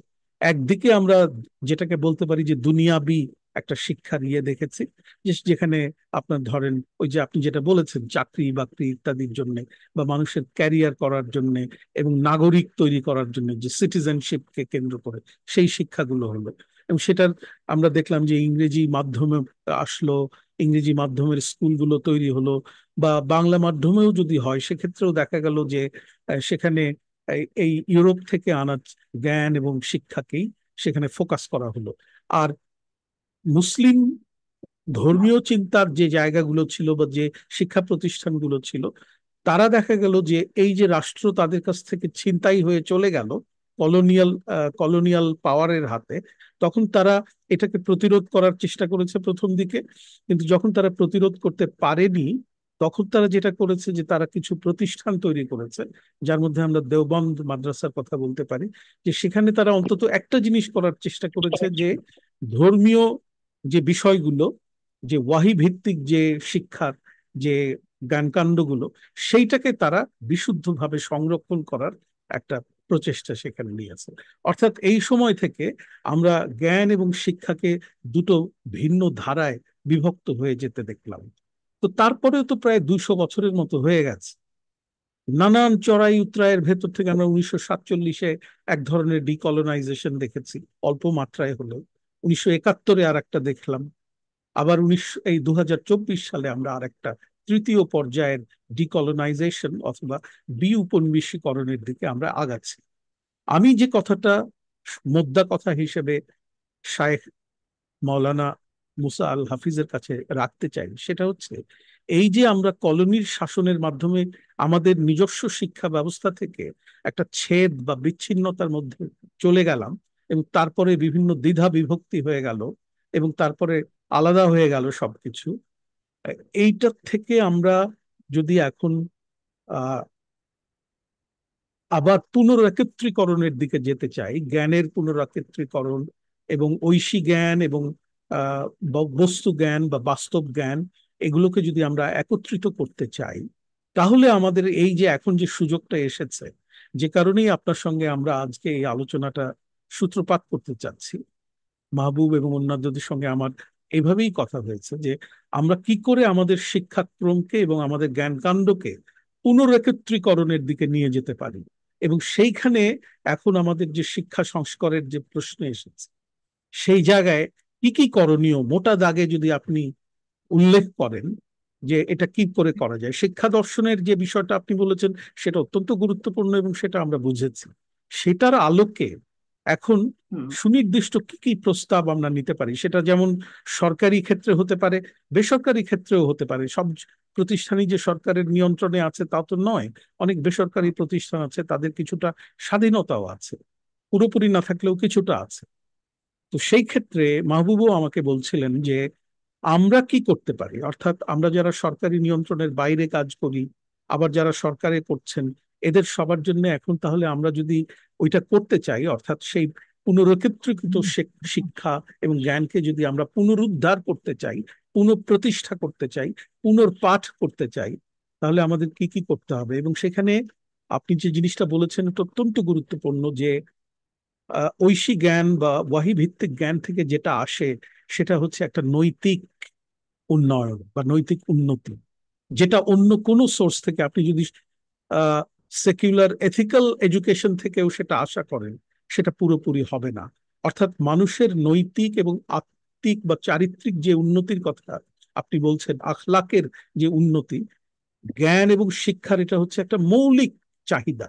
এই চাহিদাটা পূরণ করতে হলে যদি আমরা ঐশী জ্ঞানের সঙ্গে সংযোগ না স্থাপন করতে পারি, তাহলে সেটা কখনোই পরিপূর্ণভাবে সম্ভব হয় না। সেটা ইউরোপে প্রমাণিত হয়েছে, আমাদের এখানে কলোনিয়ালাইজড ইউরোপিয়ান শিক্ষার ভেতর দিয়েও আমরা সেটা প্রমাণ করেছি। আমরা আমাদের সংকটের মধ্যে পড়েছি। সুতরাং আমরা এটা অবশ্যই বুঝতে পেরেছি যে ঐশী জ্ঞানের সঙ্গে আমাদের সংযোগ করতে হবে। তাহলে এখন প্রশ্ন দাঁড়াচ্ছে যে আমাদের যে মাদ্রাসাগুলো এখন আছে, কওমি মাদ্রাসা, আলিয়া মাদ্রাসা, এখানে আবার আরো একটা দ্বিধা বিভক্তি ঘটেছে। আবার আমাদের জেনারেল এডুকেশনের মধ্যে ইংলিশ মিডিয়াম, বাংলা মিডিয়াম, মিশ্র নানান বিভক্তি ঘটেছে। এগুলোকে তাহলে আমরা কি করে ফেস করব, কি করে এগুলোকে আমরা একটা একক ধারা অথবা বিভিন্ন ধারা থাকলেও একটা মৌলিক মূল ধারা কি করে আমরা তৈরি করতে পারি, যেখানে সবার জন্য হয়তো কিছু ঐশী জ্ঞান থাকবে, এটা সবাইকেই পড়তে হবে। আবার যারা এখন ঐশী জ্ঞানটাই শুধু নিচ্ছেন, তাদের জন্য সাধারণ জ্ঞানের কতটুকু আমরা আহ আবশ্যকীয় করে তুলতে পারি। এইভাবে আমরা যদি চিন্তাটাকে আগাই, তাহলে আমার মনে হয় শায়েখ মুসা আল হাফিজ, আপনি এই যে সুযোগটা তৈরি হয়েছে, এই যে সম্ভাবনাটা তৈরি হয়েছে, সেই জায়গায় হয় একটা বড় অবদান আমরা সবাই মিলে রাখতে পারবো। আপনারও একটা বিরাট ভূমিকা এখানে থাকবে বলে আমরা আশা করি। তো এইভাবে আমরা আলোচনাটাকে যদি এগিয়ে নিয়ে যাই, তাহলে আপনার রেসপন্সটা কি হবে? হ্যাঁ, ইনশাল্লাহ আপনি চমৎকার বলেছেন, এবং আমি ওই জায়গায় আসতে চেয়েছিলাম। এবং আহ, সময়ের ব্যাপারটাও একটা গুরুত্বপূর্ণ বিষয়। তো আপনি যেটা বলেছেন যে সেখানে আমি প্রথমে প্রস্তাব করব যাকে বলে সমন্বিত এডুকেশন পলিসির প্রস্তাব করব। এবং সেক্ষেত্রে আমাদের মানে শিক্ষাটাকে কিভাবে ঔপনিবেশিক ইয়া থেকে শৃঙ্খলা থেকে, ঔপনিবেশিক চরিত্র থেকে, ছাপ থেকে বের করে নিয়ে আসা যায়, সেজন্য মুসলিম দুনিয়ার একটা সমন্বিত অভিজ্ঞতা আছে। আমি সংক্ষেপে বলি, সেটা হচ্ছে যে এক মক্কায় মুসলিম দুনিয়ার শিক্ষা পুনর্গঠনের জন্য একটা বিশ্ব সম্মেলন হয়েছিল 1977 সালে। তার আলোচ্য বিষয় ছিল যে শিক্ষার ধারণা এবং তথ্য। তারপরে দ্বিতীয় সম্মেলনটা হয়েছিল ইসলামাবাদে 1980 সালে। সেখানে আলোচ্য বিষয় ছিল পাঠ্যক্রমের উন্নয়ন। এবং তৃতীয় সম্মেলনটা হয়েছিল ঢাকায় 1981 সালে। আলোচ্য বিষয় ছিল, সেখানেও আলোচ্য বিষয় ছিল যে পাঠ্যপুস্তকের কিভাবে উন্নয়ন হবে, পাঠ্যপুস্তকের উন্নয়নটা কিভাবে হবে। এবং এই গোটা প্রক্রিয়ার সাথে বাংলাদেশ ছিল, এবং বাংলাদেশ এই প্রক্রিয়াটি স্বাক্ষর করেছে। এই ব্যাপারটার সাথে বাংলাদেশ রাষ্ট্রীয়ভাবে জড়িত। 4 নম্বর সম্মেলন হচ্ছিল জাকার্তায়, সেটা 82 সালের ঘটনা। সেখানে আলোচনা বিষয় ছিল নির্দিষ্ট সাবজেক্ট সমূহ, বিষয় সমূহ। এবং 5ম সম্মেলন হয়েছিল উগান্ডায়, সেটা 1984 সালের ঘটনা। সেখানে শিক্ষক প্রশিক্ষণ ছিল আলোচ্য বিষয়। এবং কেপটাউনে শেষ সম্মেলনটা হয়েছিল 96 সালে, ফলো আপ ওয়ার্কশপ ছিল তার আলোচ্য বিষয়। এর মানে এই যে আলোচনাগুলো, অর্থাৎ আমাদের চিন্তা এখন পর্যন্ত যে অগ্রগতির জায়গায় এসেছে, অগ্রগতির এই সকল উপাদানগুলোকে আমরা হাতে রাখতে চাই, সাথে রাখতে চাই, এবং সম্ভাব্য উপকরণগুলোকে আমরা কাজে লাগাতে। এবং এই যে মানে চিন্তিক যে ভিত্তিটা এবং অতীতের যে অর্জনগুলো, এগুলো সহকারে আমি যে সমস্ত অ্যাকশন কর্মসূচির কথা বলবো, প্রথমত সমন্বিত শিক্ষানীতির প্রশ্নে যে আমরা পলিসি তৈরি করতে পারি, পলিসিটা কি হতে পারে। প্রথমত আমি বলবো যে মক্কা ডিক্লারেশন যেখানে বাংলাদেশ স্বাক্ষর করেছে 1977 সালে, সেখানে ঘোষিত শিক্ষার উদ্দেশ্য, লক্ষ্য এবং ওআইসি মানে তত্ত্বাবধানে 2010 সালে যে শিক্ষানীতি প্রস্তাব করা হয়েছে, তার সাথে মানে সম্ভাব্য সামঞ্জস্যতা তৈরি করার ব্যাপারটা মাথায় রাখতে হবে। 2 নম্বর হলো যে আমাদের শিক্ষার যে বহুধা বিভক্তি, এতগুলো ধারা উপধারা, সেখানে আমাদের কি করতে হবে, প্রত্যেকটা ধারার ক্ষেত্রে একটা বাধ্যতামূলক ন্যূনতম আবশ্যিক কোর্স থাকতে হবে। যে যে সেখানে একই কারিকুলাম, একই পাঠ্যপুস্তক থাকবে একটা পর্যায় পর্যন্ত, শিক্ষার যে ধারার মধ্যে আপনি থাকুন না কেন। তৃতীয়ত, জাতীয় শিক্ষা মাধ্যম হিসেবে বাংলা, ইংরেজি, আপনি আরবিকে আরবিকে একেবারে এক প্রান্তে ঠেলে দিচ্ছেন, কিন্তু তাকেও স্বীকৃতি দিতে হবে, কারণ বড় একটা অংশ এই প্রক্রিয়ার সাথে যুক্ত এবং এর জরুরত আছে, নানামাত্রিক ধর্মীয় জরুরত, নানামাত্রিক জরুরত আছে। তাকেও গুরুত্ব দিতে হবে। এবং এর সাথে যে মধ্যপ্রাচ্যের রেমিটেন্সের সাথে এর একটা ব্যাপার আছে, অর্থনীতির সাথে এর একটা সম্পর্ক আছে। এরপরে যেটা বলবো যে মাদ্রাস প্রতিষ্ঠানগুলোর সাথে দেশের এবং বিদেশের বিভিন্ন বিশ্ববিদ্যালয়গুলোর সাথে সংযোগ তৈরি করা এবং সহযোগিতার সম্পর্ক তৈরি করে বাস্তবসম্মত উদ্যোগগুলো গ্রহণ করতে হবে। বিশেষ করে আলিয়া এবং কওমি মাদ্রাসার মধ্যে ধাপে ধাপে একটা নৈকট্য এবং একটা সমন্বয় তৈরির চেষ্টা করতে হবে। এবং অন্যান্য মুসলিম দেশের দৃষ্টান্তকে অনুসরণ করে, বিশেষ করে আমি মালয়েশিয়ার কথা বলবো, আহ, তাদের দৃষ্টান্তগুলোকে অনুসরণ করে যে আধুনিকায়নের যে প্রক্রিয়া এবং সমন্বিত শিক্ষা কার্যক্রমকে এগিয়ে নেওয়ার যে প্রক্রিয়া, সেই পথে ধাপে ধাপে এগোতে হবে। আমি বলছি না যে সবগুলোকে আগামীকাল একসাথে করে ফেলতে হবে, আমি বলছি একটা নির্দিষ্ট সময়ের মধ্যে গিয়ে আমরা সমন্বিত শিক্ষাকে অবলম্বন করব। এর আগে ক্ষেত্র প্রস্তুত করব আমরা ধাপে ধাপে ধাপে ধাপে। আমি আরেকটা বিষয়ের কথা বলবো যে কারিগরি শিক্ষা, এটা সবার জন্য বাধ্যতামূলক করতে হবে না। মাদ্রাসা পড়ি, আমি আমি হযরত মাওলানা হতে চাই, আমি কারিগরি শিক্ষার সাথে সম্পর্ক বা এখানে কারিগরি শিক্ষাকে আমরা ঢুকতে দেবো না, এটা গ্রহণযোগ্য না। এবং ভারতে হুসাইন আহমদ মাদানী রহমতুল্লাহ তিনি ঔপনিবেশিক আমলে শিক্ষার একটা প্রস্তাবনা দিয়েছিলেন, সেখানে আলেমদেরকে বলেছেন কারিগরি শিক্ষার কথা, যে কারিগরি শিক্ষাটা নিতে হবে। এবং মজার যে ব্যাপার হলো, আমাদের সাহাব ভাই যেটা বললেন যে দর্সে নিজামির মধ্যে ফিকহের কিতাব 7, গণিতের গ্রন্থ 7, সেখানে ইউক্লিডের জ্যামিতিও পড়ানো হচ্ছিল। তো এখন যে আমি যদি বলি যে মাদ্রাসার মধ্যে ফিকহে নিজামিটা আছে, তাহলে বলা হচ্ছে না, ঠিক হচ্ছে না। কারণ এখানে এখানে তো এই যে সর্বাধুনিক গাণিতিক যে অধ্যয়ন, সেটা তো এখানে অনুপস্থিত। ফলে দর্শন নিজামিটা হচ্ছে এখানে আছে তা না, আংশিক ভাবে আছে। অর্থাৎ ওই যে মানে জগৎ, আপনি যেটা বললেন জ্ঞান এবং শিক্ষার মধ্যে যে পার্থক্যটা হয়ে উঠেছে, সেটার ফলে এটা ঘটে। আচ্ছা, এখন আমাদেরকে কি করতে হবে যে কারিগরি শিক্ষা সবার জন্য বাধ্যতামূলক, সবার জন্য, মানে সকল স্তরে আপনি মাদ্রাসা পড়েন আর স্কুল কলেজে পড়েন, সেখানে এটা থাকবে। এবং শিক্ষার্থীদের মধ্যে কর্মস্পৃহা এবং দক্ষতা দুটা জিনিস বৃদ্ধি করতে হবে। এবং আহ জেলায় জেলায় যে বিশ্ববিদ্যালয় প্রতিষ্ঠার যে মানে একটা উদ্দীপনা তৈরি হয়েছে, একটা বাণিজ্যিক আকাঙ্ক্ষা তৈরি হয়েছে এবং একটা প্রতিযোগিতা চলছে, তার চেয়ে আমি বরং মনে করি যে কারিগরি শিক্ষার উপযোগী দক্ষ মানব সম্পদ গড়ে তোলার জন্য যে যে ধরনের প্রতিষ্ঠান তৈরি করা দরকার, এই ধরনের প্রতিষ্ঠান বাড়ানো দরকার। প্রকৃত কারিগরি শিক্ষা প্রতিষ্ঠানের মাধ্যমে যাকে বলে এমপ্লয়মেন্ট এবং যাকে বলে এন্টারপ্রেনরের যে ক্ষেত্র, সেখানে বিপ্লব ঘটানো যায় এবং টেকনিক্যাল কাজের সুযোগ বৃদ্ধি করা যায়। এবং একটা একটা দৃষ্টান্ত আমি দিতে চাই, সেটা হচ্ছে যে আপনি দেখেন যে বাংলাদেশের যে শুধুমাত্র গার্মেন্টস শিল্পের কথাই বলা যায়, এখানে 4114টা গার্মেন্টস তথ্য আমরা জানি যেগুলো আছে। পোশাক খাতে 50,17,000 শ্রমিক কাজ করছে, কিন্তু সেখানে মানে সবচেয়ে বেশি বেতন যারা পান তারা কারা? তারা এই শ্রমিকরা না, বাংলাদেশের শ্রমিকরা না, তারা তাদের বড় একটা অংশ ইন্ডিয়া থেকে আসা। তারা পোশাক খাতে মানে গুরুত্বপূর্ণ জায়গাগুলোতে, কারিগরি দক্ষতার জায়গাগুলোতে, বাইং হাউসে, আইটি সেক্টরে, সেবা খাতে তারা গুরুত্বপূর্ণ জায়গাগুলোতে আছে। এবং যাকে বলে টিআইবি সূত্রে আমরা জেনেছি, এটা 2020 সালের তথ্য, যে 5 লক্ষ ভারতীয় বাংলাদেশে কাজ করছেন গুরুত্বপূর্ণ জায়গাগুলোতে। তো এখন ঘটনা হচ্ছে আমরা কি তৈরি করছি? আমরা মানে আহ যারা সস্তা শ্রমিক তৈরি করছে, যারা মানে কায়িক শ্রমটা দেবে, আমরা দক্ষতা দিচ্ছি।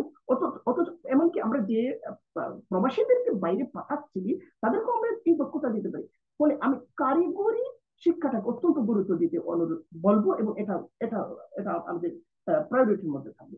ইংরেজি মাধ্যমের জন্য যেটা বলবো যে দেশীয় সংস্কৃতি এবং মূল্যবোধের সাথে মিল রেখে, সংগতি রক্ষা করে, আধুনিকতা বজায় রেখে একটা সমন্বয় তৈরি করতে হবে। ব্যাপারটা এমন হবে না যে তিনি ইংরেজি মাধ্যমে পড়ছেন বলে দেশের সাথে তার মানে সংযুক্তি নাই, ঐতিহ্যের সাথে সংযুক্তি নাই, ধর্মের সাথে সংযুক্তি নেই, মাতৃভাষার সাথে সংযুক্তি নেই, এটা হতে পারে না। কর্মযোগ্যতা, সততা এবং দক্ষতার দিক থেকে ভালো এবং বিশ্বমানের স্নাতক তৈরি করাই হবে বিশ্ববিদ্যালয়ের লক্ষ্য হবে। এবং প্রাইমারি স্কুল থেকে বিশ্ববিদ্যালয় পর্যন্ত সবার জন্য স্বতন্ত্র বেতন স্কেল তৈরি করা, শিক্ষকদের উপযুক্ত বেতন এবং সামাজিক মর্যাদা নিশ্চিত করার ব্যাপারটা, এবং শিক্ষকতার পেশায় যারা নিয়োজিত আছেন তাদের জন্য একটা শিক্ষক নীতি এবং পেশাগত গাইডলাইন তৈরি করার ব্যাপারটা, স্কুল থেকে শুরু করে শিক্ষার সকল স্তরে শিক্ষাঙ্গনে আত্মবিধ্বংসী যে দলীয় রাজনীতির চর্চা, এই দলীয় রাজনীতির চর্চাটাকে তার জায়গাটাকে সীমিত করে আসা, সম্ভব হলে এটাকে নিষিদ্ধ করে দেয়া, কোচিং বাণিজ্য বন্ধ করার জন্য যে নীতিমালা 2012 সালে প্রণয়ন করা হয়েছিল এটার বাস্তবায়ন ঘটানো, শিক্ষানীতি, পাঠ্যক্রম, ট্যাক্স, মূল্যায়ন পদ্ধতি, শিক্ষাদান পদ্ধতি, পরীক্ষা পদ্ধতি, প্রতিষ্ঠান পরিচালনা, শিক্ষণ পদ্ধতি সহ শিক্ষা ব্যবস্থার সকল কার্যক্রমে সময় উপযোগী পরিবর্তন আনা এবং একই সাথে নৈতিকতা, কর্মদক্ষতা এবং দায়বদ্ধতার মূল্যবোধের বিকাশের জন্য বিশেষ বিশেষ কর্মকৌশল অবলম্বন করা। ইসলামী আরবিক যে বিশ্ববিদ্যালয় যাকে অ্যাফিলিয়েটিং ইউনিভার্সিটি হিসেবে ক্ষমতা দেওয়া হয়েছে এটাকে কার্যকর করা এবং এর অধীনে মাদ্রাসা সমূহের মধ্যে দুটা জিনিস, একটা হলো মান উন্নয়ন, আরেকটা হলো নিয়ন্ত্রণ, এটা নিশ্চিত করতে হবে। এবং ইসলামী বিশ্ববিদ্যালয় কুষ্টিয়াতে আল আজহার মিশরের যে বিশ্ববিদ্যালয় আছে কিংবা মদিনায় যে আন্তর্জাতিক ইসলামী বিশ্ববিদ্যালয় আছে সেই মানে অন্তত আন্তর্জাতিক ইসলাম বিশ্ববিদ্যালয় মালয়েশিয়ার আদলে তাকে নিয়ে যাওয়া, তাকে একটা সবচেয়ে নিকটবর্তী একটা দৃষ্টান্ত হিসেবে প্রতিষ্ঠিত করা। এর পাশাপাশি আরেকটা বিষয় বলবো, সমন্বিত মূল্যায়নের কৌশল, অর্থাৎ মূল্যায়ন পদ্ধতিটা, প্রক্রিয়াটা শিক্ষার জন্য অত্যন্ত গুরুত্বপূর্ণ। সেক্ষেত্রে কি হতে পারে, যথাযোগ্য মূল্যায়নের জন্য যাকে বলে সারা বিশ্বে প্রতিষ্ঠিত, যাকে বলে পার্সেন্টাইল র্যাঙ্কিং যে পদ্ধতি, এটাকে বাংলাদেশের পটভূমিতে ব্যবহারযোগ্য করা যেতে পারে, ব্যবহার করা যেতে পারে। এরপরে বিশ্ববিদ্যালয় ফোকাসের ক্ষেত্রে শিক্ষাদানের পাশাপাশি গবেষণাকে গুরুত্ব দিতে হবে। শিক্ষাদানে যদি আপনি 70 মার্ক দেন, গবেষণায় অন্তত 30 মার্ক তো থাকতেই হবে, সেটা সেটা বড় আরো বাড়তে পারে, সেটা 35-40 পর্যন্ত হতে পারে। বিশ্ববিদ্যালয়ের শিক্ষার্থী মূল্যায়নের ক্ষেত্রে বিষয় সংক্রান্ত জ্ঞান যদি আমরা দিই 50 মার্ক, বিশেষায়িত জ্ঞানে যদি আমরা 20 মার্ক, তারপরে ল্যাবরেটরি ইন্ডাস্ট্রিতে ইন্টার্নি হিসেবে কাজ, অর্থাৎ যেখানে দক্ষতা এবং উদ্ভাবনী ক্ষমতা বিকশিত হবে সেখানে যদি আমরা 10 মার্ক, ক্যাম্পাস জীবনে তার যে মনোভাব ছিল, তার যে মূল্যবোধের অনুশীলন ছিল তাতে যদি আমরা দিই 10 মার্ক, এবং সামাজিক জীবনে গ্রামীণ এলাকায় স্বেচ্ছাসেবী হিসেবে কাজের উপরে যদি দিই 10 মার্ক, তাহলে কি হবে?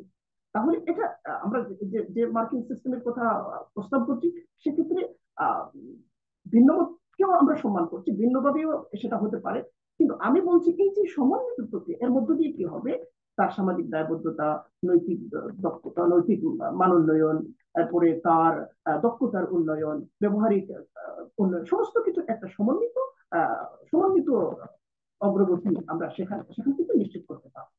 এর পাশাপাশি আমরা যদি সমন্বিত শিক্ষক প্রশিক্ষণের ব্যাপারটাকে গুরুত্ব দিই, এটা গুরুত্ব দেওয়া দরকার। বিশ্ববিদ্যালয়ের শিক্ষকদের জন্য পৃথক পৃথক প্রশিক্ষণ ইনস্টিটিউট চালু করা, শিক্ষকদের জন্য বাধ্যতামূলক করা, সেটা যে আচ্ছা, আমি কি বেশি সময় নিয়ে নিচ্ছি সাফাত ভাই?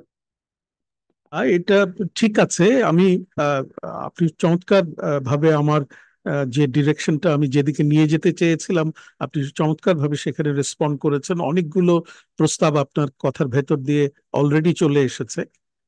আমি জানি না, মাহবুবের কাছে আমি জানতে চাচ্ছি আমাদের হাতে আর কতটুকু সময় আছে, কারণ আমি একটা গুরুত্বপূর্ণ প্রশ্ন আনতে চাচ্ছি এই জায়গাটাতে, যেটা আমি মনে করি যে আমাদের আলোচনাকে পরবর্তী আহ দিকে নিয়ে যাওয়ার জন্য প্রয়োজন। তো আমাদের হাতে কতটুকু সময় আছে মাহবুব? আমরা এমনি 1 ঘন্টার মতো প্ল্যান করেছি, কিন্তু আমাদের আলোচনা এবং আপনাদের যদি মানে অ্যাভেলেবেল থাকেন তাহলে আচ্ছা। এটাকে আমরা আরো আনতে পারি, যেহেতু আজকে আচ্ছা আমরা আচ্ছা, সরাসরি। তাহলে শায়েখ আপনি কি আরেকটু আলোচ করার মানে আপনার হাতে কি সময় আছে? জি আমি জি, তো আমার বিষয়টা নিয়ে যখন আমরা শুরু করেছি আচ্ছা আমাদের ঠিক আছে। আরেকটু হ্যাঁ বলার আছে। হ্যাঁ, আমি একটু এই জায়গাতে এই প্রশ্নটা রেখে দিতে চাই, তাহলে আপনার আলোচনা করতে সুবিধা হবে এবং আমাদের আহ, জিনিসটা যে গ্যাপটা থাকছে সেটা আরেকটু পূরণ করতে আপনি ভালোভাবে করতে পারবেন। সেটা হচ্ছে যে মুসলিম শিক্ষার যে ধারাবাহিকতাটা আমরা দেখেছি, ধরুন ষোড়শ বা সপ্তদশ শতাব্দী পর্যন্ত, সেখানে কিন্তু একদিকে ধর্মীয় জ্ঞান এবং আরেকদিকে সাধারণ জ্ঞানের যে মিলিত চর্চা, এবং তার ভেতর দিয়ে অনেক বড় বড় আবিষ্কার, অনেক বড় বড় আহ উদ্ভাবনী আমরা দেখেছি, এবং অনেক কিছু তারা করেছে, এবং বলতে গেলে সেই সময় বিশ্বের নেতৃত্ব তারাই দিয়েছে। তো তারপরে ষোড়শ শতাব্দী অথবা বলতে পারি সপ্তদশ শতাব্দীর সময় থেকে শুরু করে প্রায় আজকে অবধি দেখা যাচ্ছে যে আমাদের সেই সৃজনশীলতা, উদ্ভাবনী ক্ষমতা এবং জ্ঞান বিজ্ঞানের প্রসার, সেই জায়গায় একটা ভাটা এসেছে। এটা আপনি স্বীকার করেন কিনা, এটা হচ্ছে আমার প্রথম প্রশ্ন। আর দ্বিতীয় প্রশ্ন হচ্ছে যে যদি স্বীকার করেন যে হ্যাঁ এখানে একটা ভাটা পড়েছে, কারণ অনেক গবেষক আছেন যারা ইদানিং বলছেন যে আসলে ভাটা পড়েনি, কিন্তু আমরা মোটামুটি ভাবে একটা বড় ঐক্যমত আছে যে হ্যাঁ ভাটাটা পড়েছে। আর সেই সময় ইউরোপ আমেরিকাতে আমরা দেখেছি এই গত 300-400 বছরে তারা এগিয়ে গেছে, এবং এক অর্থে বলা যায় যে তারা মুসলিমদের চাইতে অনেক বেশি এগিয়ে গেছে, এবং সেই কারণেই তারা জ্ঞান বিজ্ঞানের এই যে নিয়ন্ত্রণটা তাদের নিজেদের হাতে নিয়ে নিতে পেরেছে, সেটা তাদেরকে বিশ্বের উপরে নিয়ন্ত্রণ আনা বা তার উপরে একটা আধিপত্য বিস্তার করার ক্ষেত্রে সহায়ক হয়েছে। এখন আমার প্রশ্ন হচ্ছে, আমরা যে জ্ঞান এবং শিক্ষাকে নতুন ভাবে গঠন করতে চাচ্ছি, অর্থাৎ আমাদের যে ছেদগুলো ঘটে গেছে, আমাদের যে ফ্র্যাগমেন্টেশন বা খণ্ডায়ন ঘটেছে, এক এক ধরনের শিক্ষা এক এক রকম হয়ে গেছে, আমরা তাতে মানুষ হিসেবে, সমাজ হিসেবে আমরা বিভক্ত হয়ে খণ্ডিত হয়ে গেছি, এবং আমরা কোনো বড় আবিষ্কার, বড় উদ্ভাবনী, বড় সৃজনশীলতা আমরা দেখাতে পারছি না।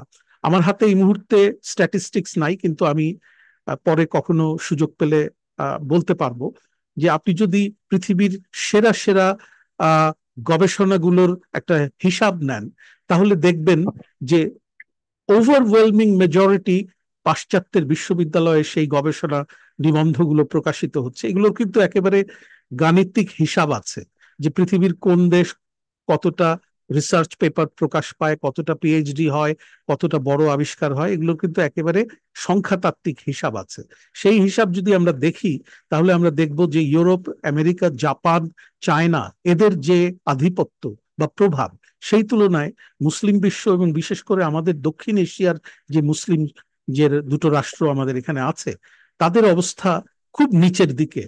হয়তো ইরান এবং তুরস্ক কিছুটা আহ আহ, সেই তুলনায় কিছুটা উন্নতি করতে পেরেছে, মালয়েশিয়া হয়তো বা কিছুটা করতে পেরেছে, কিন্তু আমাদের অবস্থা যদি বৈশ্বিক মানদণ্ডে আমরা নিজেদের অবস্থান মাপতে যাই, তাহলে আমরা যেটা করি সেটা হচ্ছে আমরা শিক্ষা এবং জ্ঞানের ভিতর দিয়ে পুনরুৎপাদন ছাড়া নতুন করে কোনো কিছু সৃষ্টি করা বা উদ্ভাবন করায় আমরা যেতে পারছি না। তাহলে শায়েখ, আপনার কাছে আমার প্রশ্ন, আমরা যে শিক্ষা এবং জ্ঞানকে পুনর্গঠিত করতে চাচ্ছি, সেখানে এই বিষয়টাকে আপনি কি করে অ্যাড্রেস করবেন? অর্থাৎ আমরা এমন শিক্ষার মধ্যে কিভাবে যেতে পারবো যা তাহলে আমরা যেন সেই আগের সেই আল বিরুনি অথবা ইবনে হাইসাম অথবা ইবনে সিনা, এই যে আমাদের যে সময়টা ছিল, যে নামগুলো আমরা মাঝে মাঝে এখন উচ্চারণ করি এবং গর্ব অনুভব করি স্বাভাবিকভাবেই, কিন্তু আমাদের এই অতীতের মৌতাক থেকে বের হয়ে আমরা কি করে আমাদের বর্তমানকে আবার সেই জায়গায় নিয়ে যেতে পারি, এই জায়গাটা আপনি কি করে অ্যাড্রেস করবেন? আমাদের এডুকেশনাল রিফর্ম এবং এপিস্টেমোলজিক্যাল রিফর্মের দিক থেকে যে কথা আপনি বলছিলেন, সেই জায়গায় আমাদের কি কি করণীয়? আমরা কি এপিস্টেমোলজিকে খুব সীমিত করে ফেলেছি? আমরা কি তার যে কম্প্রিহেন্সিভ এবং ইনক্লুসিভ এপিস্টেমোলজি, যেখানে রেভেলেশন অর্থাৎ ওয়াহি থাকবে, ওয়াহির সঙ্গে হিস ইন্দ্রিয়ানুভূতির ব্যাপারটা থাকবে, সেই সঙ্গে পর্যবেক্ষণ, অবজারভেশন, এক্সপেরিয়েন্স, এই যে নানান বৃত্তি বা ফ্যাকাল্টি, হিউম্যান ফ্যাকাল্টি, এগুলো সবগুলোকে কাজে লাগিয়ে কি করে জ্ঞানকে একটা ইনক্লুসিভ এবং কম্প্রিহেন্সিভ জায়গায় নিয়ে যাওয়া যায়, সেইটা কি আমাদের স্কুল, কলেজ, বিশ্ববিদ্যালয়ের যে সংস্কারের কথা আমরা ভাবছি, তার জন্য কি খুব জরুরি কিছু নয়? বা জরুরি নয় কি? আর তা যদি না হয়, তাহলে তো আমরা শুধু পুনরুৎপাদন করতে থাকবো এবং আমরা কিন্তু তৃতীয় স্তরেই থেকে যাব। তো এটাকে শায়েখ আপনি কিভাবে এই চ্যালেঞ্জের মোকাবিলা করবেন? ধন্যবাদ। এখন হবে কিন্তু আরেকটা, আপনি অত্যন্ত দীর্ঘ আরেকটা জায়গায় আমাদের নিয়ে নিয়ে গেলেন, সেটা হচ্ছে আমরা আবারও দর্শনে চলে যাচ্ছি এবং হিস্ট্রিতে চলে যাচ্ছি এবং আমাদের সমাজতাত্ত্বিক আলোচনাগুলো আসছে। এবং আমি বোধহয় মানে অতি অল্প কথায় আমি এই প্রশ্নের জবাব দিয়ে আমি আলোচনা থেকে সামনের দিকে নিয়ে যাবো। এখন আচ্ছা। কথা হচ্ছে যে মুসলিম দুনিয়ার যে উৎপাদন, জ্ঞানের উৎপাদন, প্রথমত আমরা জ্ঞান সৃষ্টি করব, ঠিক আছে? আমরা আমরা কি করব? আমরা জগৎটাকে বিশ্লেষণ করবো, জীবনটাকে বিশ্লেষণ করবো। জগৎ এবং জীবনকে আমরা বিশ্লেষণের মধ্য দিয়ে, আমরা পর্যবেক্ষণের মধ্য দিয়ে বিশ্লেষণ করব এবং বিশ্লেষণের মাধ্যমে আমাদের উদ্ভাবনী শক্তির বিকাশ ঘটাবো এবং উদ্ভাবনী শক্তির বিকাশের ধারায় এবং প্রক্রিয়ার মধ্য দিয়ে নিত্য নতুন আবিষ্কার সম্পন্ন হবে। কি আবিষ্কার? প্রথমত আমরা কি আবিষ্কার করবো? আমরা তথ্য নির্মাণ করবো, আমরা থিওরি নির্মাণ করবো। থিওরি, আমরা বিশ্বাস করি যে ওই থিওরিটা সৃষ্টি জগতের মধ্যে নিহিত আছে। আচ্ছা, তাহলে আমরা কি করলাম? আমাদের প্রথম বিপর্যয়টা ঘটেছে এপিস্টেমোলজিক্যাল বিপর্যয় ঘটেছে। আমরা শিক্ষা দর্শনের জায়গায় একটা বড় ধরনের একটা ধাক্কা খেয়ে গেলাম। এটা এটা ইয়ার পরে, তাতারিদের পরে এটা ঘটেছে।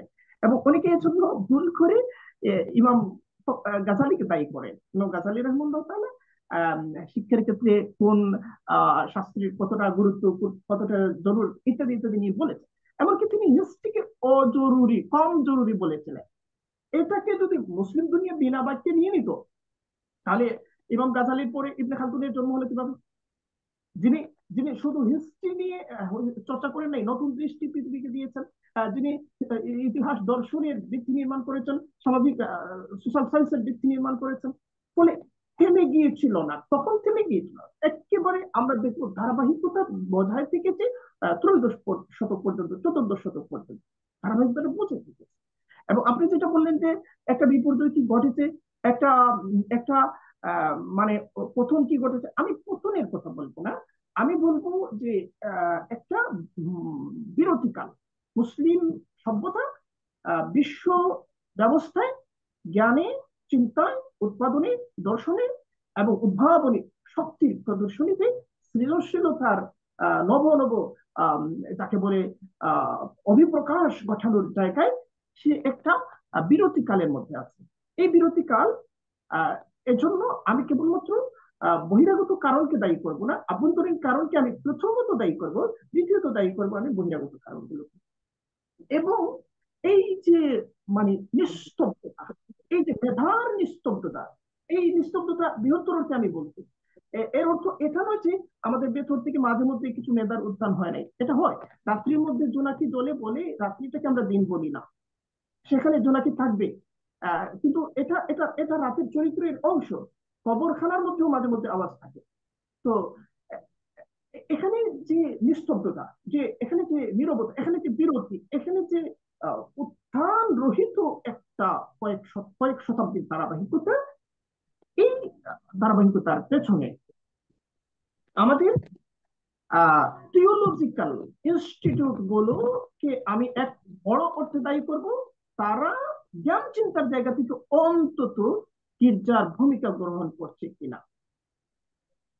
এবং এটা অত্যন্ত ঝুঁকি নিয়ে আমি বলছি, এবং এটা সত্য, এটা আমাকে বলতে হবে এবং এই প্রশ্নের মুখোমুখি আপনাকে হতে হবে।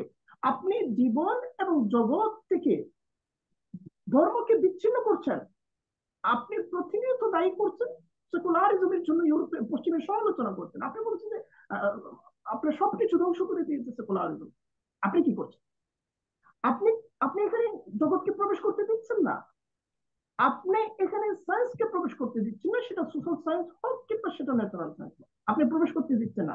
আপনি তো সেকুলারিজমের চর্চা করছেন, আপনি তো বিভাজিত করছেন। আপনি যখন এই দুইটা জায়গা, একটা হলো জীবনটা, আরেকটা হলো জগৎটা, এই দুইটা জায়গার সাথে যদি আপনার জ্ঞানগত মিথস্ক্রিয়া তৈরি না হয়, জ্ঞানের মাধ্যমে যোগাযোগ না হয়, চিন্তা নির্মাণ হবে কিভাবে? প্রশ্ন তৈরি হবে কিভাবে? অনুসন্ধিৎসা কিভাবে জন্ম নেবে? বিশ্লেষণ কিভাবে তৈরি হবে? বিশ্লেষণের সক্ষমতা যদি না আসে, উদ্ভাবন কিভাবে নিশ্চিত হবে, সম্ভব হবে? এটা হচ্ছে না, এজন্য আমরা আমরা জ্ঞানের সাথে এই দুর্ব্যবহার দাঁড়িয়ে রেখেছি, চিন্তা এবং জ্ঞানের সাথে এই দুর্ব্যবহার দাঁড়িয়ে রেখেছি, বিশ্ব দৃষ্টির সাথে জ্ঞান দৃষ্টির সাথে। এবং এটা হচ্ছে আমাদের দার্শনিক পদ্ধতি, দার্শনিক পদ্ধতির ফলে এটা হচ্ছে। আপনি যে দেশগুলোর কথা বললেন, যেমন ধরেন আহ তুরস্কের কথা বলেছেন, ইরানের কথা বলেছেন, মালয়েশিয়ার কথা বলেছেন। দেখেন এই যে ইরান, ইরান কি করেছে? ইরান এতগুলো দার্শনিক সন্তান জন্ম দিয়েছে, এত এত দার্শনিক। মোল্লা সুদরা পরে কিন্তু সেখানে সেখানকার মায়েরা দার্শনিক সন্তান জন্মদান কিন্তু বন্ধ করেন নাই, ধারাবাহিকতা ছিল। এবং ইরানের যে বিপ্লব, এই বিপ্লবটা আগে তাদের দর্শনে ঘটেছে, আগে তাদের চিন্তায় ঘটেছে। এবং এই অ্যাবসলিউটলি, অ্যাবসলিউটলি। জি একটা জি। বিপ্লব,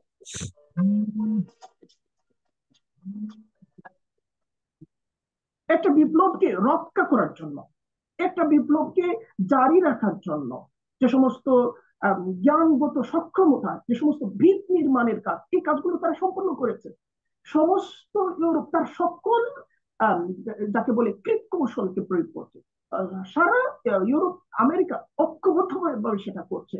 মধ্যপ্রাচ্যের এই যে মুনাফিক শাসকরা সেটা করছে। আমি এটা ইরানের পক্ষপাতিত্বের জায়গা থেকে বলছি না, আমি বাস্তবতার জায়গা থেকে বলছি। আমি ইরানের সমালোচনা করবো 100টা কারণ আছে, কিন্তু বাস্তবতা যেটা সেটা হচ্ছে আরেক জায়গা। সেটা হচ্ছে যে একটু বৈরী তার মধ্যে তার টিকে থাকার উচিত, যে কেউ অনুগ্রহ করে তাকে টিকিয়ে রাখছে না, সেখানকার বিপ্লবকে টিকিয়ে রাখছে না। বিপ্লব তার নিজস্ব আভ্যন্তরীণ শক্তির উপর দাঁড়িয়ে আছে। একটা বিপ্লব, আমরা বলছি যে না আমরা বিপ্লব করে ফেলেছি, জুলাই আমরা বিপ্লব করে ফেলেছি। আরে ভাই কি বিপ্লব? আমি বিশ্ববিদ্যালয়গুলোতে যেখানে গিয়েছেন প্রশ্ন করেছি, আপনাদের ফিলোসফিটা কোথায়, তত্ত্বগুলো কোথায়, কোথায় সেটা? শুধু শুধু 10,000 প্রাণ দিয়ে দিলাম, 1 লক্ষ প্রাণও আপনি দিতে পারেন, সেটা একটা ঘটনা। কিন্তু বিপ্লব হয়ে উঠতে হলে সেটার একটা সামগ্রিক কাঠামো থাকতে হয়, সামগ্রিকতা থাকতে হয়, পরিপূর্ণতা থাকতে হয়। এখন যে আমরা শিক্ষা পুনর্গঠনের কথা বলছি, আমরা কমিশন গঠনের প্রস্তাব করছি এবং কমিশন গঠন করা লাগবে ইত্যাদি ইত্যাদি। আরে ভাই আপনার দর্শন না থাকলে কি হবে? আপনি মুক্ত হবেন, নিজের করবেন কিভাবে? ফলে এই জায়গায় কাজ, ইরান এগুলো করেছে। তুরস্কে এই জার্নিটা অনেক বড় একটা জার্নি, অনেক বড়। এবং সেখানে খণ্ডিত এবং জোড়াতালি দেয়া দিয়ে বড় কোনো কিছু করা যাবে না। এবং এবং এমনকি সেটা আপনি করলেও সেটা বড় ধরনের কোনো ফলাফল উৎপাদন করবে না, ওটা সেটা সাস্টেইনেবল হবে না, টেকসই হবে না। তো তো এই যে ঘটনাগুলো ঘটছে, ফলে আমাদেরকে অনেক পেছন থেকে কিন্তু শুরু করতে হচ্ছে, অনেক পেছন থেকে। আপনি শিক্ষার ক্ষেত্রে, অর্থাৎ আপনি জীবন এবং জগৎ উন্নয়নের ক্ষেত্রে বিশ্বের চলমানতা থেকে অন্তত 200-250 পিছনের থেকে আপনি কিন্তু শুরু করতে হবে। যে আমরা আছি, সামাজিকভাবে আমরা আছি, চিন্তাগতভাবে আছি, এবং আমাদের সমস্ত চর্চার মধ্য দিয়ে আমরা আছি। আমরা আমাদের যে চর্চাগুলো, আপনি যেটা বললেন পুনরুৎপাদন, পুনরুৎপাদন বলবো না আমি, পুনরাবৃত্তি, পুনরাবৃত্তির মধ্যেও আমরা সেই অর্থে নেই। আমরা নিজেদের অভ্যস্ত জিনিসগুলো পুনরাবৃত্তির মধ্যে আছি, যে জিনিসগুলো আমাদের অভ্যস্ততার মধ্যে নাই সেগুলো কিন্তু আমরা পুনরাবৃত্তির মধ্যেও নাই। ফলে সমস্যাটা অনেক বড়, অনেক জটিল। এবং এখানে আমি কারো আন্তরিকতাকে প্রশ্ন করতে চাই না, আমি আমাদের এটাকে ইসলামিক তোরাসে বলে রসমিয়া, প্রথাবদ্ধতাকে আমি প্রশ্ন করব, প্রথাবদ্ধতাকে আমি প্রশ্ন করতে চাই। এবং তার যে তার মধ্যে যে অজ্ঞতা আছে, সেই অজ্ঞতাটাকে আমি দেখিয়ে দিতে চাই যে আমার মোলাকাত ছিল আমার অজ্ঞতার সাথে ঘটে। তো যাই হোক, এটা অনেক লম্বা, অনেক বড় এবং অনেক দীর্ঘমেয়াদী একটা ব্যাপার, এবং এই আলাপটাও আমাদের করতে হবে। আমার মনে হচ্ছে আমরা ফিলোসফির এই জায়গাটাকে যদি আমরা উন্মোচন করতে না পারি, তাহলে আমাদের এই প্রস্তাবগুলো মনে হয় রাজপথের প্রস্তাব এবং গবেষণাগারের প্রস্তাব সব এক। মানে মনে হয় যে একটা স্মারকলিপি পেশ করা এবং একটা পডকাস্টের মধ্যে আলাপ করা, দুইটাই মনে হয় যে একই জিনিস ঘটছে এখানে। আসলে ব্যাপারটা এরকম না। তো প্রস্তাবগুলো এমনিতেই চিন্তার ভেতর থেকে বেরিয়ে আসবে। যিনি ইয়া করছেন, তার মধ্যে যদি গোটা ব্যাপারটা আয়নার মধ্যে পরিষ্কার হয়ে যায়, তিনি তাহলে তো এমনই হওয়া উচিত, এমন নয় বরং এমন হওয়া উচিত।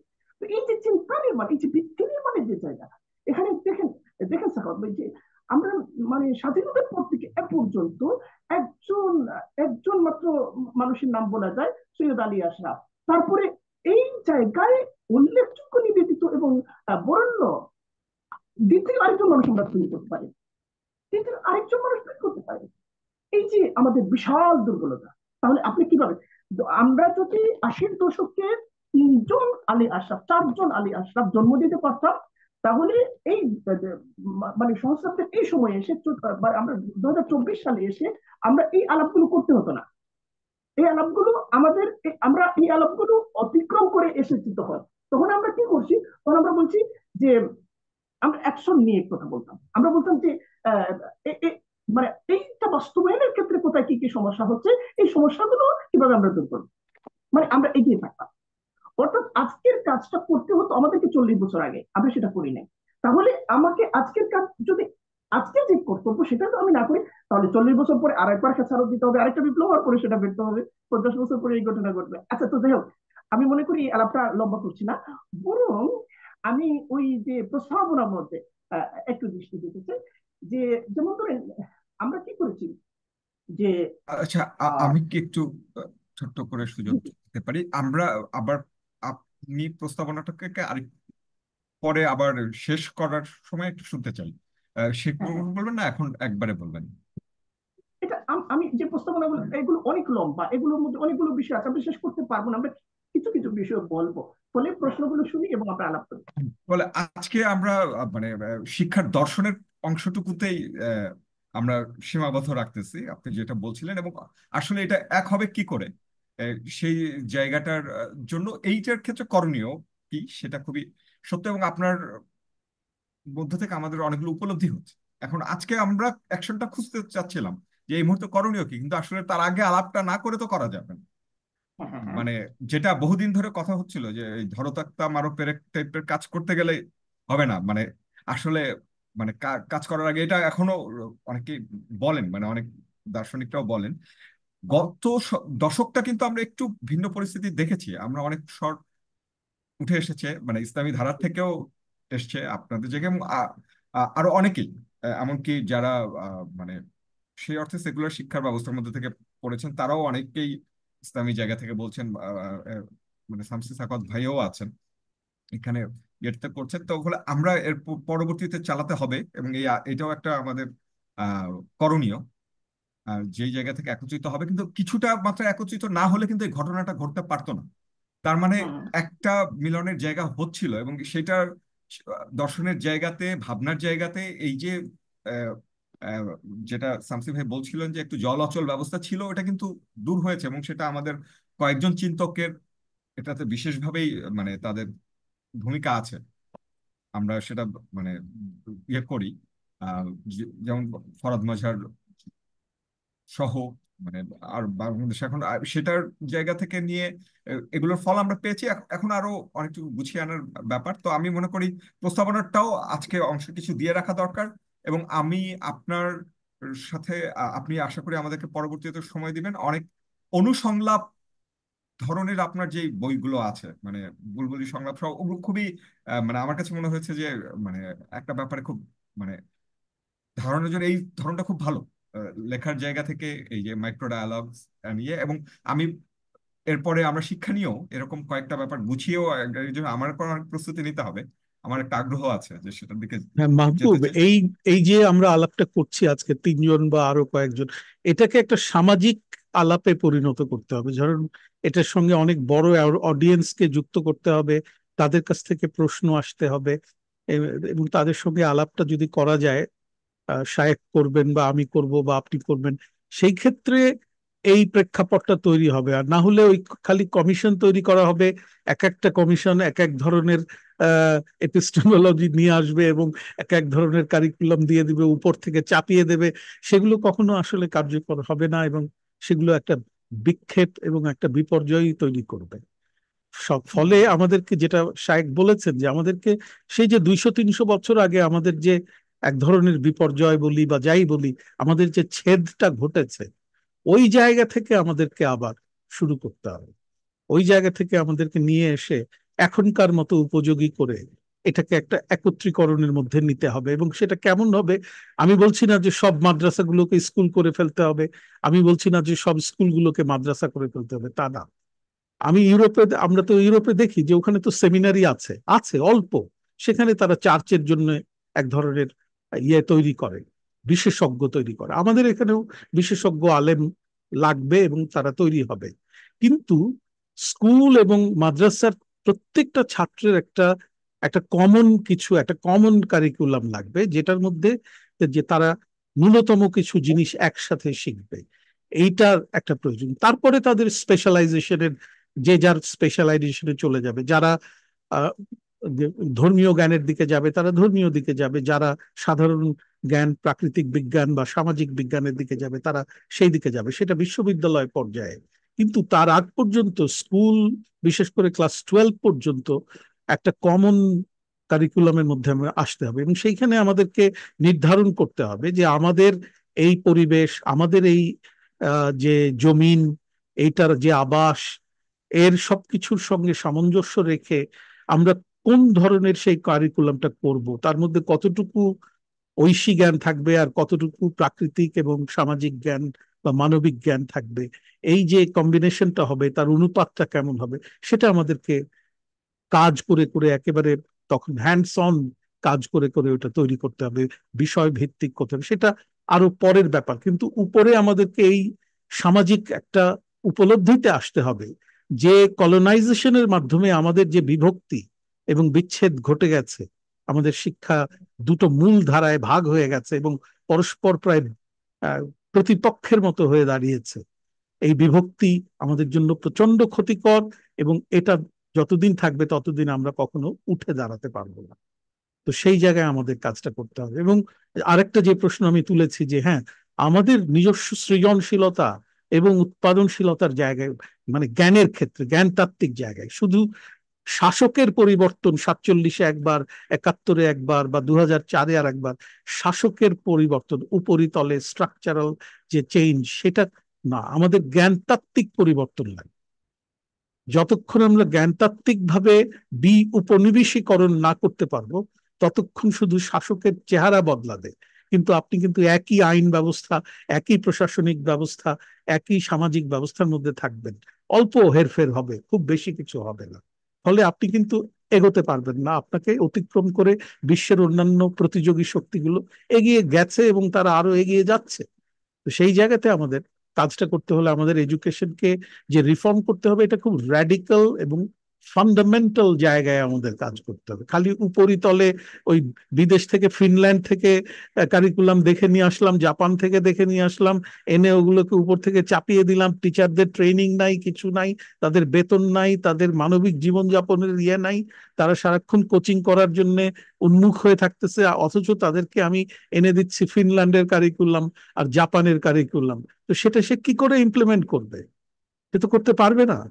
আবার তার যে লজিস্টিক্যাল সাপোর্ট লাগবে সেটাও তো আমরা দিতে পারছি না।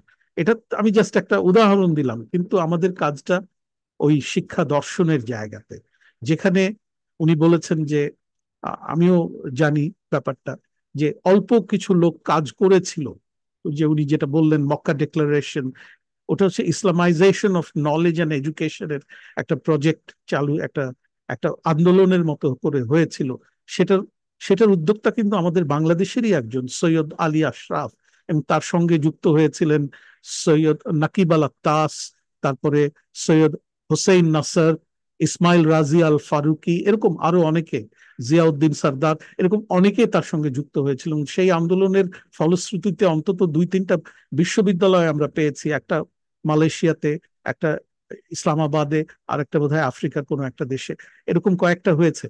সেগুলোরও আবার সমস্যা দেখা দিয়েছে বিভিন্ন রকমের, ওগুলোরও অনেক ক্রিটিক করা যায়, যেটা আমি একটু আগে করলাম, যে জ্ঞানের সৃষ্টির জায়গায় কিন্তু তারা খুব বড় অবদান রাখতে পারছে না। ফলে ব্যবস্থাটা এমন দাঁড়িয়েছে যে জ্ঞান উৎপাদিত হবে ইউরোপে, আমেরিকায়, আর সেটাকে ইসলামাইজ করবে মুসলিমরা।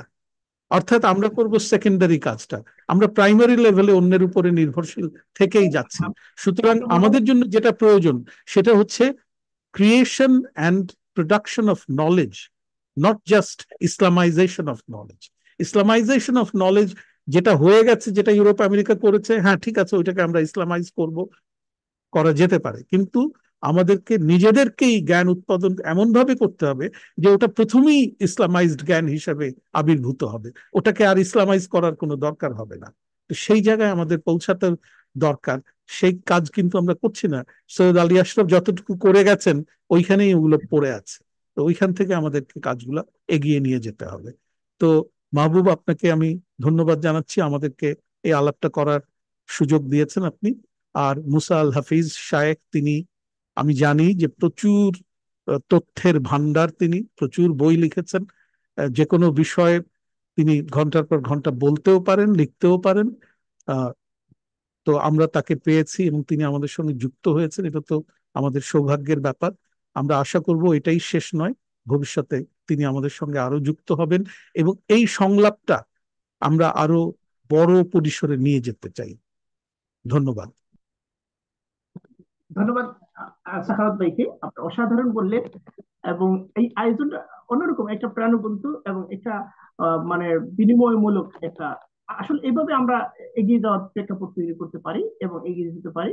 আমার মনে হয় যে আমরা একটা শুরু করলাম এবং এই আহ, আলাপটা যাকে বলে মানে আত্মবিশ্লেষণমূলক এবং আত্মবোধ জাগ্রত করা, দুইটা যায়। একটা হলো আমরা আত্মবিশ্লেষণ করছি, আর আরেকটা হলো আত্মবোধ জাগ্রত করার যে ব্যাপার। এই আত্মবোধের ব্যাপারটাকে যখন আমরা সামাজিক স্তরের আহ, মানে সামাজিক স্তরে বলা ঠিক হবে না, সামাজিক স্তরের একটা অগ্রসর অংশের মধ্যে ছাড়িয়ে দিতে পারবে, তখন সেটা সময়ের ব্যবধানে, নির্ধারিত ব্যবধানে সে তার অর্থ উৎপাদন করতে থাকবে। সেই অর্থ উৎপাদিত হলে, এবং এটা আত্মবোধ যেমন, সেই সঙ্গে সঙ্গে একাত্মবোধও, একটা হ্যাঁ হ্যাঁ ঐক্যবোধেরও ব্যাপার, একটা ইন্টিগ্রেশন, ইন্টিগ্রেশন হ্যাঁ অফ নলেজ। এখন কিন্তু হ্যাঁ, একটা সেগ্রিগেশন অফ নলেজ চলতেছে, একটা হ্যাঁ আলাদা হ্যাঁ। হয়ে গেছে, আলাদা পার্থক্য, এবং তো একজন এই, আরেকজন সঙ্গে কোনো ডায়ালগ হচ্ছে না। এই হ্যাঁ, ডায়ালগটা লাগবে। এবং এই যে যেটা বললাম, যে আমরা যখন আত্মবোধ, আমি কি আবিষ্কার করব, তখন আমিটা আমরা হয়ে বিকশিত হবে, এটা জি। অবধারিত, এটা এটা ঘটবে। এবং এর মধ্য দিয়ে তিনটা জিনিসকে আমরা আহ, মানে পুনঃপ্রতিষ্ঠিত করা, প্রতিস্থাপিত করা এবং নবায়িত করা এবং বিনির্মাণ করা। একটা হচ্ছে জ্ঞান, আর একটা হচ্ছে দক্ষতা, আর একটা হচ্ছে মূল্যবোধ। এই তিন জিনিসের হাত ধরাধরিটা নিশ্চিত করতে হবে। এবং একই সাথে ভালো মানুষ নিয়োগযোগ্য, নিয়োগযোগ্য মানে যাকে মানে যে খাতে, ওই খাতে তার জ্ঞানটাকে নিয়োগ করা যায়, শুধু শুধু কথার মধ্যে না বা ধোঁয়াশার মধ্যে না। তখন তিনি বাস্তবতার মধ্যে, তখন তিনি আর কোন কল্পনার মধ্যে থাকবেন না, তখন তিনি 2024-এ চলে আসবেন এবং 2034-কে নির্মাণ করতে চাইবেন। তারপরে সামাজিক দায়বদ্ধ, প্রতিশ্রুতিবদ্ধ এবং পেশাগত ও বিষয়ভিত্তিক জ্ঞান সম্পন্ন আহ, মানে মানুষ তৈরি করার একটা প্রতিশ্রুতি। প্রাইমারি স্কুল থেকে শুরু করে বিশ্ববিদ্যালয় পর্যন্ত, মাদ্রাসার একেবারে নিম্ন স্তর পর্যন্ত, উচ্চ থেকে শুরু করে উচ্চ স্তর পর্যন্ত এই প্রতিশ্রুতিটা বহন করবে এবং শিক্ষার মধ্যে এই চরিত্রের প্রতিফলন ঘটবে। এবং নৈতিক মূল্যবোধ উজ্জীবিত এবং সমাজের প্রতি দায়বদ্ধ একজন শিক্ষার্থী এমন হবে যে তার দক্ষতা দিয়ে, যে তার দক্ষতা দিয়ে তার এই দায়বদ্ধতাকে অর্থবহ করে তুলবে। দায়বদ্ধতা আমরা বুঝলাম, দক্ষতাটাই বুঝলাম, দক্ষতা দিয়ে দায়বদ্ধতাকে অর্থবহ করে তোলা, এটা ব্যাপারটা।